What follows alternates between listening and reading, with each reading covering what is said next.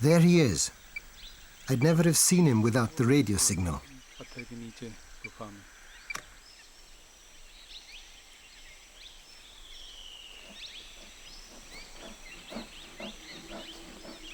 Tracking this male has also enabled us to discover the breeding females.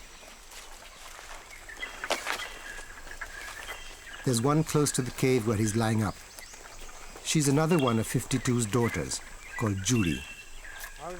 Madla must have fathered these two cubs, and while he is around, they can grow up protected and in peace.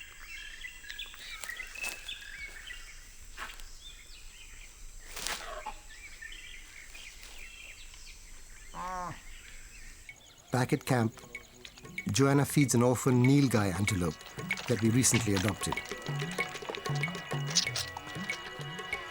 As I analyze our data on Madla, I'm beginning to get a clear idea of his territory and his interaction with neighbors.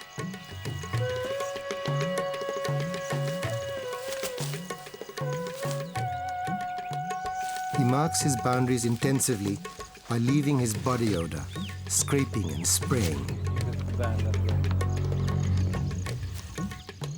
He glides past villages ignoring the people. He's busy, walking all day. He's the busiest individual we've come across.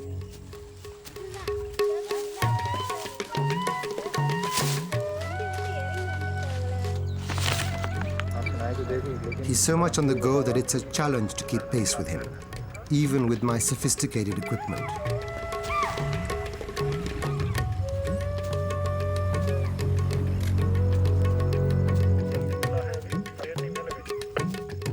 He's almost on constant patrol and can travel 30 kilometers in a day, and the next day, the same again.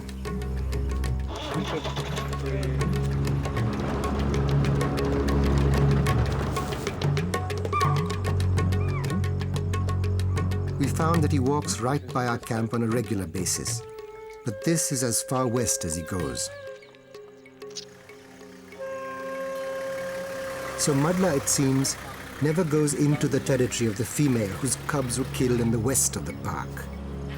Which means we must have a second big territorial male in West Panna, and it is he who is probably the cub killer. Will Madla have to fight for his territory?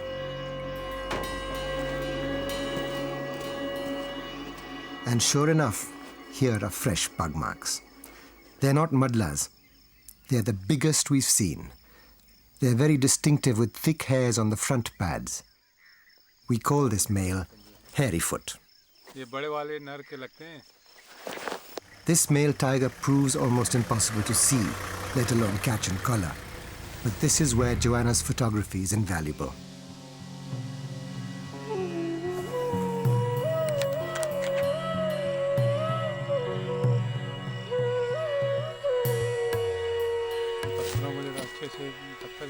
She can set a trap for Hairyfoot, a camera trap.